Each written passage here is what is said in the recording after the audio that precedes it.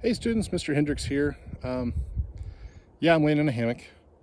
Uh, it's my hammock. Brought it with me up here. I'm actually in the San Juan National Forest in the Rocky Mountains. You guys know that I am a big fan of the mountains, that the mountains are my happy place, and I have some friends that were gracious enough to actually include me in their family vacations so that I could get a break from the Oklahoma heat and humidity and spend some time in my happy place.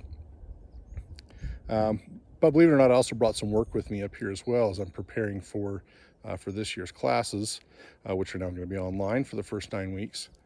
And so part of that work is I was going to turn off your Google Classroom. And before I did that, I wanted to take just one more opportunity to talk to you all before you start your senior year.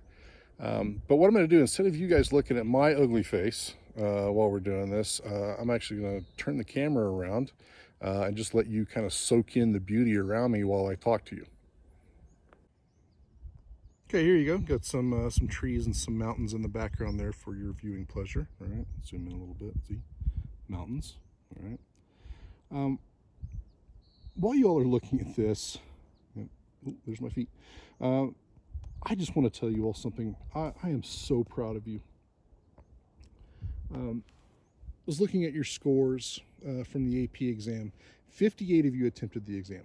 Now, that wasn't everybody, but given the circumstances, I call that a win.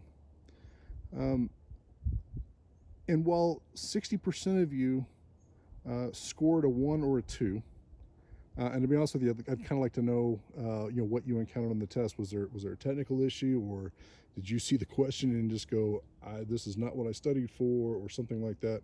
I would like to know from you on that.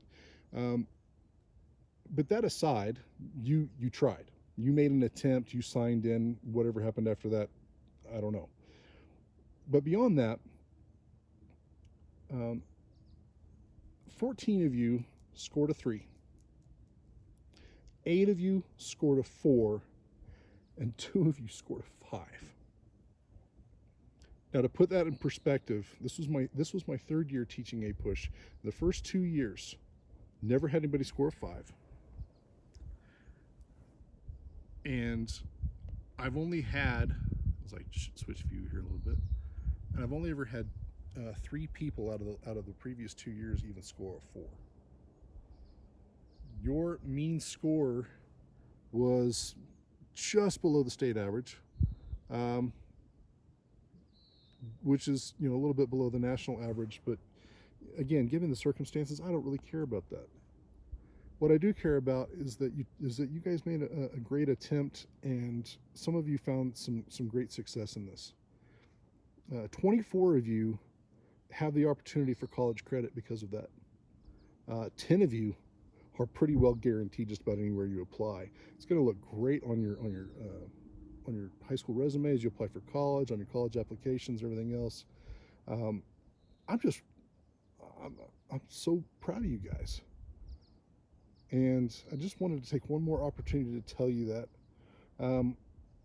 I've told you guys many times throughout the course of the school year, usually at the beginning of class, and even when we went into distance learning, I would remind you of this when I signed off on an email, that you're loved and you're never alone. And I want you to continue to remember that. Remember that I love you guys, and I'm proud of you, and I'm proud to have gotten to be your teacher. And I'm sorry for the way that the school year ended, and I'm sorry for the way that this next one's going to start even. But I'm just so proud of you guys. And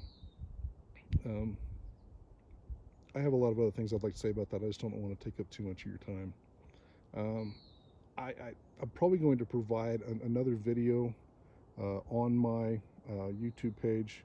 There would be something that would be 100% optional. I mean, you are under zero obligation to watch or anything else like that. Something of a more personal nature. But one more time, because I don't think I can say it enough, I love you guys, and I am proud of you guys. And I look forward to the opportunity when I do get to see you again, when the opportunity comes up for us to actually be back in school. So don't be strangers. Bye, guys.